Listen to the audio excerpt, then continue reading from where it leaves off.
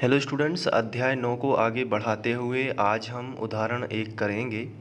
इसके पहले हमने प्रश्नावली 9.1 समाप्त कर दी है और प्रमेय 9.1 भी हमने हल किया है, जो परीक्षा की दृष्टि से काफ़ी इम्पोर्टेंट था। और यदि आपने नहीं देखा है तो आप channel free online coaching search करके देख सकते हैं। और आज हम उदाहरण 1 की बात करेंगे, तो ये भी उतना ही इम्पोर्टेंट है। और कहा जाए तो इसमें बहुत ही सिंपल चीज़ें हैं, तो इनको समझने में आप एक बार समझ लीजिएगा, फिर खुद से प्रैक्टिस इसकी ज़रूर करिएगा। तो चलिए शुरुआत कर लेते हैं। इसमें हमें एक आकृति दी गई है 9.13। तो ये आकृति मैं आपके सामने रख देता हूँ। ये आकृति हमें इस क्वेश्चन के साथ में दी गई है, और जब भी ये क्वेश्चन आपको एग्ज़ाम में आएगा तो इसके साथ में हमें ये आकृति भी आएगी। अब इसी आकृति के बारे में क्वेश्चन में कुछ बातें हमें बताई गई हैं। जैसे इन्होंने कहा है कि ABCD एक समांतर चतुर्भुज है और EFCD एक आयत है।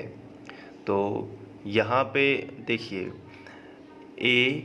ABCD, आपको थोड़ा ध्यान से देखना है। ये देखिए ABCD एक हमें समांतर चतुर्भुज दिया गया है और दूसरा EFCD एक आयत दिया गया है। तो दो चीज़ें अलग अलग हैं, इसलिए इनको चित्र में देखना थोड़ा सा मुश्किल हो रहा होगा, एक साथ में देखना।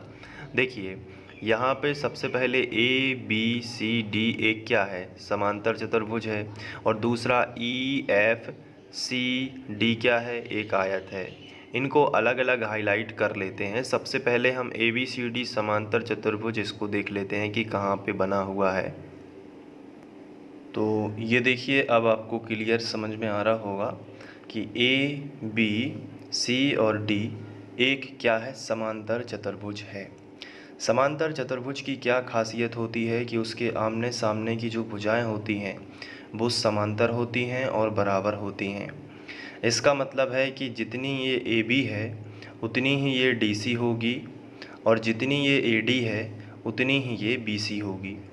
इसके साथ में EFCD, तो अब आपको EFCD साफ साफ दिख रहा होगा। ये देखिए, ये एक आयत है, और आयत भी एक प्रकार का समांतर चतुर्भुज ही होता है। हमने समांतर चतुर्भुज के प्रकार पढ़े थे, तो समांतर चतुर्भुज के प्रकार में एक प्रकार होता है आयत। तो आयत भी समांतर चतुर्भुज ही है, ये याद रखिए। तो चलिए इसको अब हल करते हैं। तो सबसे पहले जो चीज़ें हमें दी गई हैं वो हम लिख लेते हैं। हमें क्या क्या दिया गया है आप देख पा रहे होंगे। हमें दिया गया है ABCD एक समांतर चतुर्भुज है और EFCD एक आयत है। साथ में हमें ये भी दिया गया है कि AL लंब है DC पर। तो आप यहाँ पे देख सकते हैं, ये AL जो है ये लंब है DC भुजा पर। मतलब DC भुजा पर ये सीधी रेखा आई है ना, ये 90 अंश का कोण इस तरफ भी बनाती है और इस तरफ भी। लंब का मतलब होता भी यही है। जैसे कि ये एक सीधी लाइन है, तो इस पर अगर कोई इस तरीके से रेखा गिरती है कि दोनों ओर यहाँ पर भी और यहाँ पर भी 90 अंश का कोण बना ले, तो उसे हम कहते हैं कि वो लंब है। ये वाली रेखा इस आधार पर क्या होगी, लंब होगी। अगर हम इसको नाम दे दें AL, इसको नाम दे दें PQ, तो हम ऐसे लिख सकते हैं कि AL जो है वो लंब होगी PQ पर। तो सभी चीज़ें बेसिक से ही आपको याद रखनी है। तो हमें कौन कौन सी चीज़ें दी गई हैं। पहला तो ये दिया गया है कि AB जो है वो किसके समांतर है, ABCD। यहाँ से आपको लिखना है एग्ज़ाम में कि ABCD एक समांतर चतुर्भुज है और EFCD क्या है, एक आयत है। ये दो चीज़ें हमें दी गई हैं। साथ में हमें ये भी बताया गया है कि AL जो है वो लंब है DC पर। तो ये तीन चीज़ें हमें दी गई हैं, तो इनको हम यहाँ पे सबसे पहले नोट डाउन कर लेंगे। चलिए बताइए, एक एक चीज़ आपको बताते जाना है। सबसे पहले क्या लिखना है बताइए, ABCD एक समांतर चतुर्भुज है। तो यहीं से लिखना स्टार्ट करते हैं कि हमें सबसे पहले दिया गया है ABCD एक समांतर चतुर्भुज है, दिया है और सिद्ध करना है। ये दोनों चीज़ें लिखना काफ़ी आसान होती हैं, ये क्वेश्चन से ही देख के हम लिख सकते हैं। ABCD एक समांतर चतुर्भुज है। चलिए, अब आपको ये बताना है कि और हमें क्या दिया गया है, क्या आप बता सकते हैं? ये देखिए, EFCD एक आयत है, तो आप लिखेंगे तथा चित्र को आपको यहाँ पे बनाना होगा तो बना सकते हैं, बल्कि आपको जब भी आकृति दी हो तो चित्र बनाने की उतनी कोई आवश्यकता नहीं होती। तथा EFCD एक आयत है। EFCD एक आयत है। इसके साथ साथ हमें क्या दिया गया है, ये देखिए, AL लंब DC पर, तो ये भी लिख लेते हैं। साथ ही बिल्कुल वैसे ही भाषा लिख दी जैसे क्वेश्चन में लिखी है। साथ ही AL जो है वो लंब है, किस पर है AL लंब बताइए? DC पर। ठीक है, अब हमें जो सिद्ध करना है वो भी ये दोनों टर्म हम देख के ही लिख लेते हैं यहाँ पे। पहला हमें सिद्ध करना है कि एरिया ऑफ ABCD आप देख सकते हैं बराबर है एरिया ऑफ EFCD, तो ये हमें सिद्ध करना है। दूसरा क्या सिद्ध करना है बताइए? Area of ABCD, area of ABC और D किसके बराबर होगा बताइए? DC गुणित AL। ठीक है, तो यहाँ पे हम लिख देते हैं कि DC, ये D बना है, ठीक है, तो DC गुणित AL, ये हमें सिद्ध करना है। तो अब हम हेडिंग डालेंगे उपपत्ति, यानी कि अब हमें इसका प्रूफ करना है, सिद्ध करके बताना है ये दोनों चीज़ें। हम यहाँ पे कोष्टक में लिख सकते हैं कि प्रूफ। चलिए, अब हम सिद्ध करके बताएंगे। तो इसके लिए हमें चित्र की ज़रूरत होगी। तो अगर हम बहुत ध्यान से देखें तो हमने अभी अभी डिस्कस किया था कि जो EFCD जो है ना वो एक आयत है, और जो हरे रंग से बना है ABCD ये क्या है? एक समांतर चतुर्भुज है। तो अभी हमने क्या डिस्कस किया था कि जो आयत होता है ना वो एक समांतर चतुर्भुज ही होता है। क्या होता है? एक समांतर चतुर्भुज ही होता है। और हमने ये डिस्कस किया है प्रमेय नंबर 9.1 में कि एक ही आधार, आप देख सकते हैं कि समांतर चतुर्भुज ABCD का आधार भी क्या है? ये DC ही है, क्योंकि आप देख सकते हैं ये DC पर ही बना है। कौन सा चतुर्भुज? ये समांतर चतुर्भुज ABCD, और आयत भी DC पर ही बना है। आप ध्यान से देखिए, EFCD देखिए DC पर ही बना है ना आयत, आप देख सकते हैं। ये देखिए, ये किस पर बना है? DC। तो हम कह सकते हैं कि समांतर चतुर्भुज और आयत दोनों का आधार क्या है? सेम है, यानी कि समान है, DC है। चाहे ABCD समांतर चतुर्भुज है और EFCD भी एक समांतर चतुर्भुज ही है, क्योंकि आयत जो है वो समांतर चतुर्भुज का प्रकार ही होता है। तो यहाँ पे हम आयत को बार बार समांतर चतुर्भुज क्यों बना रहे हैं? क्या ज़रूरत है? क्योंकि प्रमेय 9.1 कहता है कि एक ही आधार और एक ही समांतर रेखाओं के बीच, आप देख सकते हैं सभी बिंदु एक ही रेखा पर हैं, एक ही सीध में है, मतलब ये सभी जो इन दोनों रेखाओं के बीच की आकृतियां हैं, ये दोनों रेखाएं एक दूसरे के कैसे हैं? समांतर। तो प्रमेय 9.1 क्या कहता है कि एक ही आधार और एक ही समांतर रेखाओं के बीच बने दो समांतर चतुर्भुज के क्षेत्रफल आपस में बराबर होते हैं। लेकिन ये तो आयत है दूसरा, तो इसलिए हम इस पर जोर दे रहे हैं कि आयत भी क्या होता है? एक समांतर चतुर्भुज ही होता है। आयत क्या होता है? एक समांतर चतुर्भुज। तो पहला तो हमें ABCD तो क्वेश्चन में ही बोला गया है कि ABCD एक क्या है? समांतर चतुर्भुज है। लेकिन EFCD ये आयत दिया गया था, तो हम इस बात पर जोर देते हैं कि EFCD आयत भले ही दिया गया है, लेकिन आयत भी एक प्रकार का समांतर चतुर्भुज है। और जैसे ही हम EFCD को एक समांतर चतुर्भुज बना लेते हैं तो क्या होगा? तो दो समांतर चतुर्भुज एक ही आधार और एक ही समांतर रेखा के बीच स्थित होंगे, तो एरिया ऑफ ABCD बराबर होगा एरिया ऑफ EFCD, है ना? तो ये हमें करना है और यही हमारा प्रूफ हो जाएगा। तो पहले नंबर का प्रूफ करना काफ़ी आसान है। इसके लिए हमें एक दो लाइन लिखनी होगी। पहली लाइन तो हम ये लिखेंगे कि चूंकि आयत जो है वो क्या होता है, एक प्रकार का समांतर चतुर्भुज होता है। तो हम यहाँ से लिखना स्टार्ट करेंगे कि चूंकि EFCD एक आयत है, EFCD एक आयत है।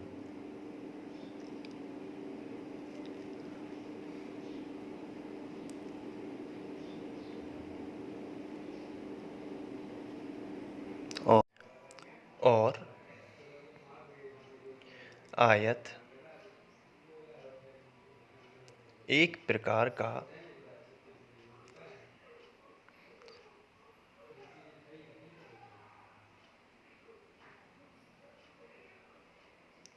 समांतर चतुर्भुज होता है।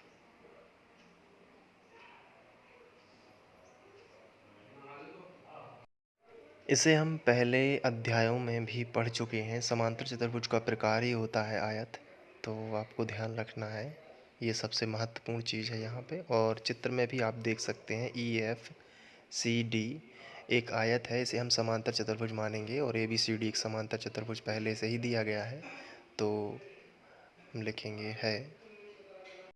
इसलिए अगर हम में देखें तो एरिया ऑफ ABCD, यहाँ पे आप देख सकते हैं ABCD एरिया ऑफ EFCD के बराबर होगा, क्योंकि दोनों एक ही आधार DC पर स्थित हैं और दोनों एक ही समांतर रेखाओं BE और DC के मध्य स्थित हैं। तो यहाँ पे हम लिखेंगे कि एरिया ऑफ ABCD बराबर होगा एरिया ऑफ EFCD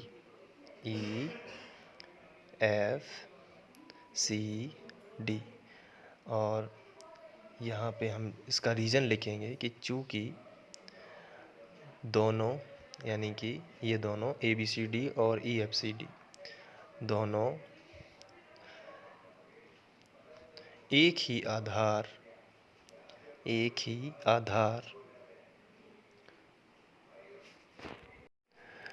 DC और यहाँ पे हम और समांतर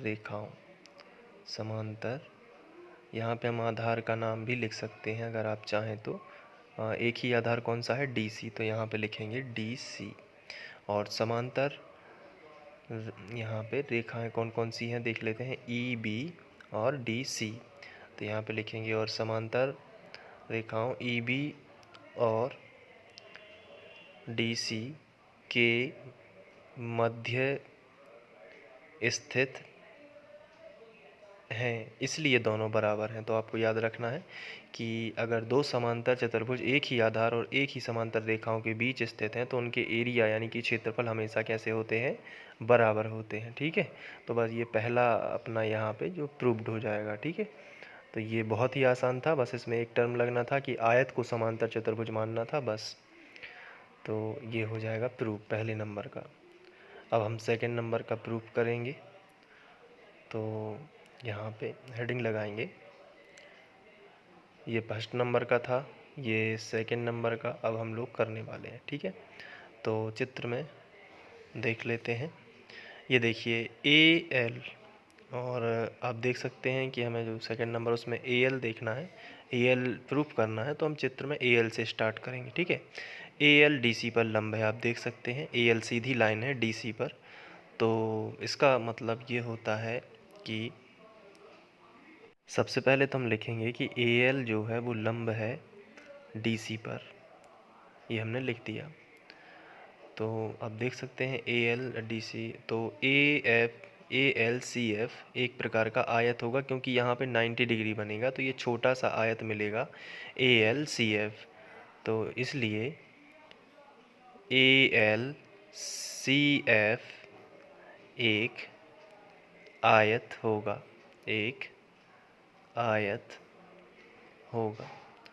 तो जब ये आयत है तो यहाँ पे हम देख सकते हैं ALFC के बराबर होगी, क्योंकि आयत की सम्मुख भुजाएं आपस में बराबर होती हैं। तो AL किसके बराबर होगा, एफ सी के बराबर या सी एफ, जो भी आपको लिखना है। तो ए एल बराबर होगा सी एफ के। और चूँकि आयत की सम्मुख भुजाएं हैं, इस तरीके से आपको रीज़न दे देना है कि ए एल सी एफ के या एफ सी के बराबर होगा। ऐसा इसलिए किया है, तो ई एफ, अगर हम ई एफ डी सी पूरा ले लेंगे, पूरा आयत में बड़ा आयत, लंबाई गुणित चौड़ाई।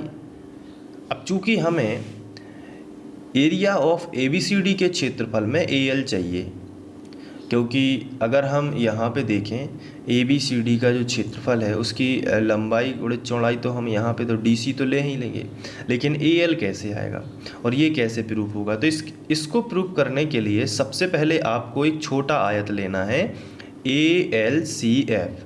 और इसे आयत कैसे कहोगे, जब तक आप ये नहीं कहोगे कि ए एल लंब है डी सी पर, तब तक यहाँ 90 नहीं बनेगा, और जब तक यहाँ 90 नहीं बनेगा तब तक ये आयत कैसे कह सकते हो आप। इसलिए आपको एक लाइन छोड़नी पड़ेगी कि ए एल लंब है डी सी पर, इसलिए यहाँ पे बनेगा 90, इसलिए ए एल सी एफ एक आयत होगा।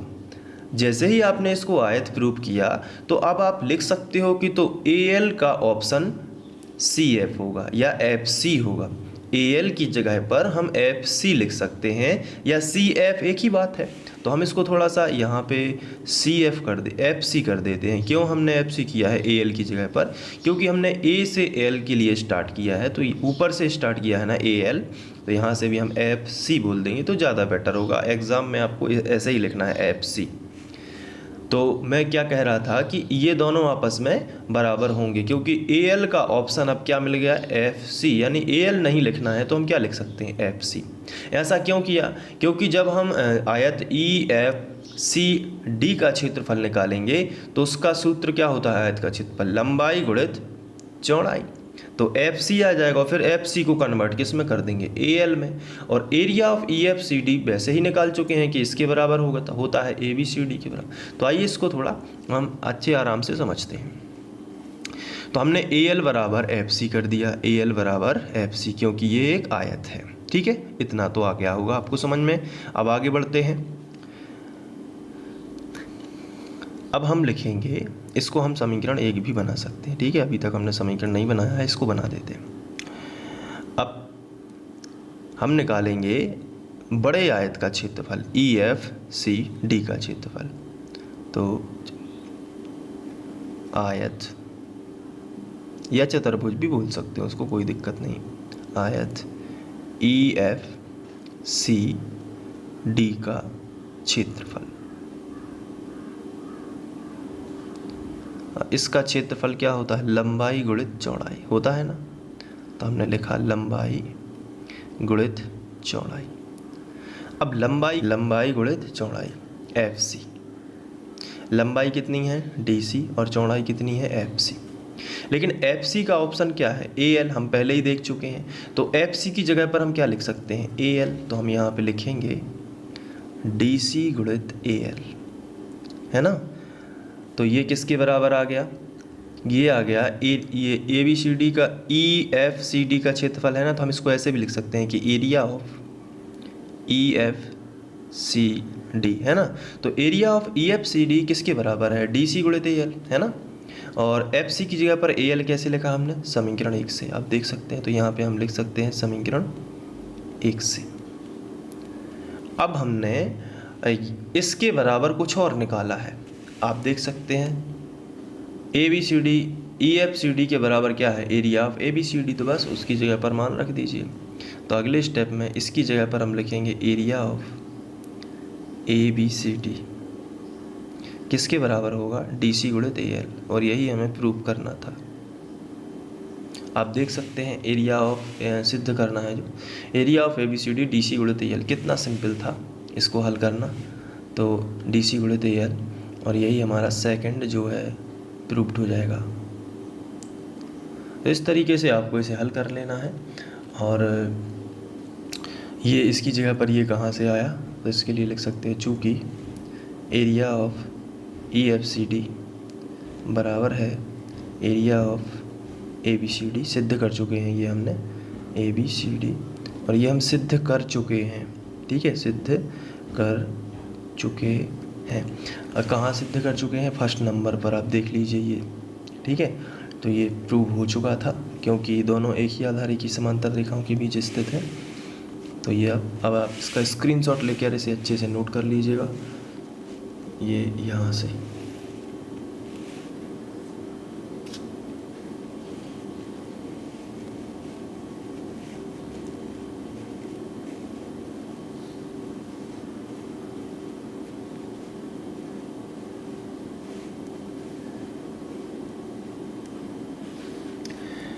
इसके बाद हम लोग उदाहरण 2 करेंगे, तो आइए उसमें वो नेक्स्ट वीडियो में करेंगे, तो आपको बड़े ध्यान से उसे भी समझना है।